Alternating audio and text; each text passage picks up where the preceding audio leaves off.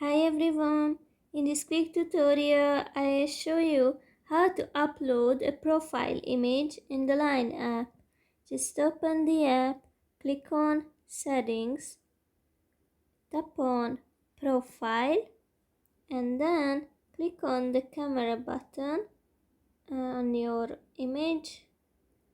And you can either take a photo right now or select a photo from the gallery, example this one.